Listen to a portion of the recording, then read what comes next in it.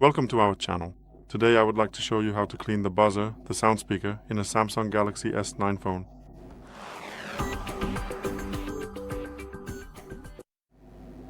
For this operation, all we need is a brush with flexible bristles. The bristles should be soft or medium hard, because if they're too hard, they will scratch your phone.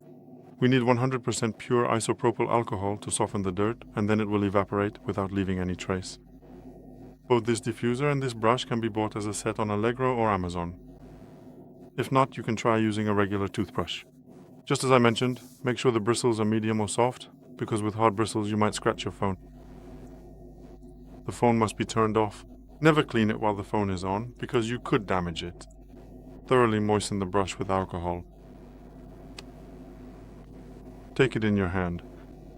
Here we have the buzzer opening, and we clean it in one direction. Move the brush back and forth 10 to 15 times.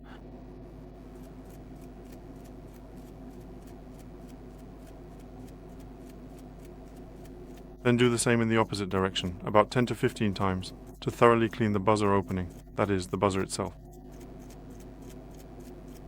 Then we can brush a few times towards the screen. And then a few times towards the back cover as well, to make sure it's thoroughly cleaned. Buzzer.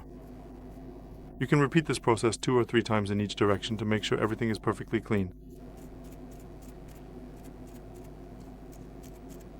So if your port is really dirty, and you can see there's a lot of dirt, you just need to repeat this process more times than I do in the video to make sure it's perfectly clean, and only then can you stop. Just always move in one direction a few times, don't keep changing direction every moment, because then the dirt will just shift around inside the port instead of coming out, so it will still be blocking it.